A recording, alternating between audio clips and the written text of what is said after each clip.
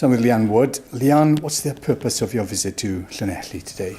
I've come to visit the air ambulance teams, and while I'm here I've called along to meet up with some of our council candidates, and that's why I'm in Llanelli House now.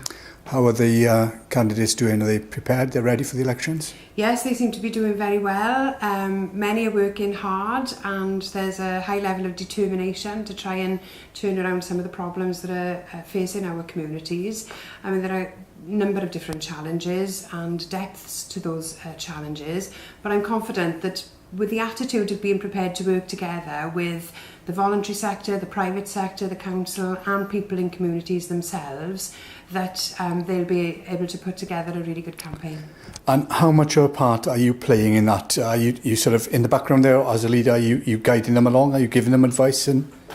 Yes, well, I'm the party leader. I mean, in a way, the local elections are strange ones for us because there isn't a national party role in the same way as there was in the UK general election and the Assembly election campaign. It's almost like a series of a few hundred by-elections. But as party leader, I'm here to support all of those candidates. I'm hoping to travel around Wales as much as possible in the lead up to May and provide support through things like public meetings, meet and greet sessions, canvassing sessions, street stalls and so on.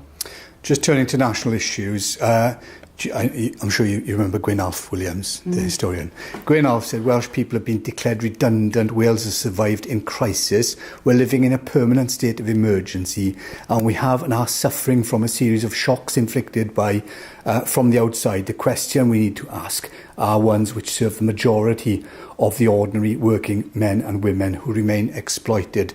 Would you say that still rings true today for Wales? I would, and I'm saddened in a one way that Gwynalf Williams didn't live to see the establishment of the National Assembly, because I think that the despair with which you see in some of his readings are around the fact that there was no element of protection for Welsh people from exploitation, and at least we have a National Assembly now. It might not be as strong as I'd like it to be. I'd like it to have economic powers, for example, and powers over the criminal justice system that we don't have now, real powers that would enable us to turn around our economy. But nonetheless, there are a number of vulnerabilities that we face and challenges that we face over matters out with our control, and that's always been the case. Do you think that we would be strengthened then with independence in moving forward with that? Is that the way it's going at the moment? Fundamentally, I believe that decisions about Wales are best taken by people in Wales, and I can't see how people elsewhere will take decisions in our best national interest.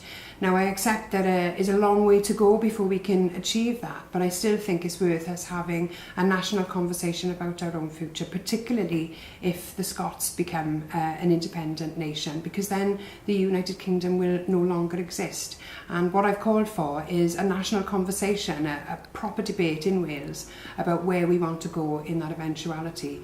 We will otherwise just be dragged into an England and Wales entity that no one has ever voted for. And it may be that people do want to go in that direction, but we need to have that debate, and all options, including independence, need to be on the table.